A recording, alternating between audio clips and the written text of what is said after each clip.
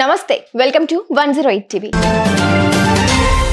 తనలోని అసలు సిసలు పొలిటీషియన్ ని చూపిస్తున్నారు జనసేనాని పవన్ కళ్యాణ్.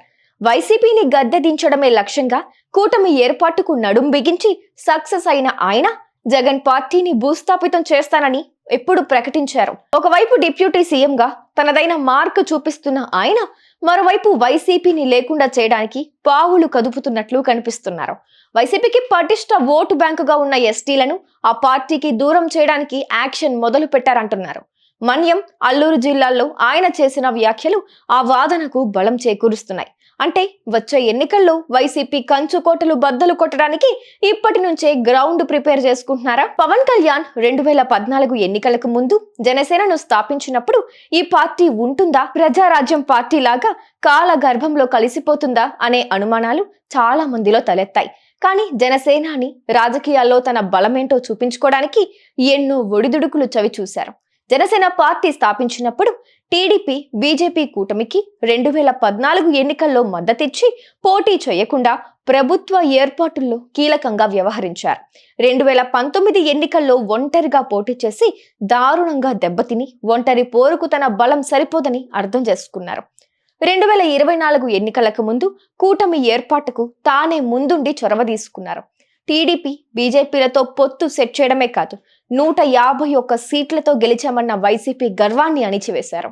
2024 ఎన్నికల్లో 100% స్ట్రైక్ రేట్ సాధించిన జనసేన అధినేత ఇప్పుడు డిప్యూటీ సీఎంగా రాష్ట్రంలోని అన్ని ప్రాంతాల్లో సుడిగాలి పర్యటనలు చేస్తూ ఎన్నికల సమయంలో తానిచ్చిన హామీలను ఒక్కొక్కటిగా నెరవేర్చే పనిలో పడ్డారు. పార్వతీపురం, మన్యం జిల్లా, అల్లూరి సీతారామరాజు జిల్లాలోని అత్యంత మారుమూల ప్రాంతాల్లో పవన్ కళ్యాణ్ పర్యటించారు. ఆదివాసీలను ప్రయాణ కష్టాల నుంచి బయటపడేయడానికి రోడ్లకు శంకుస్థాపన చేశారు. గిరిజనులకు డోలీల్లో ప్రయాణించే కష్టాలను తీరుస్తానని ప్రకటించారు. గబ్బర్ సింగ్ అభివృద్ధి మంత్రంతో గిరిజన తండాల్లో అడుగుపెట్టారు.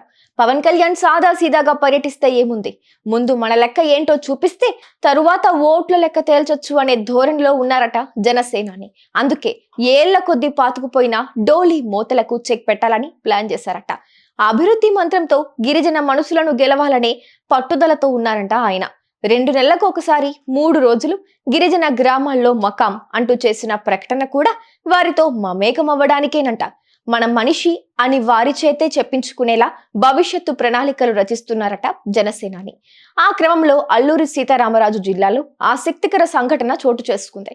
డిప్యూటీ సీఎం ప్రసంగిస్తూ ఉండగా అభిమానులు ఉత్సాహంతో ఉరకలేశారు. సీఎం సీఎం అంటూ పలుమార్లు నినాదాలు చేశారు. పవన్ కళ్యాణ్ పట్ల తమ అభిమానం చాటుకున్నారు. వెంటనే పవన్ కళ్యాణ్ అభిమానులను వారించారు. అలా చెయ్యొద్దని, తానే ఇలా చేయిస్తున్నానని అనుకునే అవకాశం ఉందని, ఏపీకి ఎంతో అనుభవం కలిగిన సీఎం చంద్రబాబు నాయుడు ఉన్నారని, ఆయనను మనమందరం గౌరవించాలంటూ తన రాజకీయ పరిణితి ప్రదర్శించారు. ఈ ప్రాంతంలో రోడ్ల నిర్మాణానికి అడగ్గానే 40 కోట్ల రూపాయలు మంజూరు చేసినందుకు సీఎం చంద్రబాబుకు ధన్యవాదాలు తెలపడం విశేషం. ఏజెన్సీ ప్రాంతాల్లో పవన్ పర్యటన, 2-3 నెలలకోసారి అక్కడికి వస్తానని ప్రకటించడం, పొత్తు ధర్మాన్ని గౌరవిస్తూ మాట్లాడటం వెనుక ఆయనకు స్పష్టమైన రాజకీయ వ్యూహం ఉన్నట్లు కనిపిస్తోంది. వచ్చే ఎన్నికల నాటికి మన్యం, అల్లూరి జిల్లాల్లో జనసేనను వైసీపీ ప్లేస్ లో రీప్లేస్ చేయాలన్నదే జనసేనాని స్కెచ్ అంటున్నారు. ఎలాగో 10 ఏళ్లు కూటమే అధికారంలో ఉంటుందని పవన్ నమ్మకంతో ఉన్నారు. ఆ క్రమంలో గిరిజన ప్రాంతాల్లో జనసేన ఎక్కువ సీట్లు అడగటానికి ఆస్కారం ఉంటుందనే ఆయన వ్యూహాత్మకంగా అడుగులు వేస్తున్నారంట. పవన్ వ్యూహాలు పవన్ కుండొచ్చు, మరి ఆయా ప్రాంతాల్లో ఆకట్టుకునే నాయకులు ఎక్కడా అంటే ప్రస్తుతానికి సమాధానం కనిపించటం లేదు.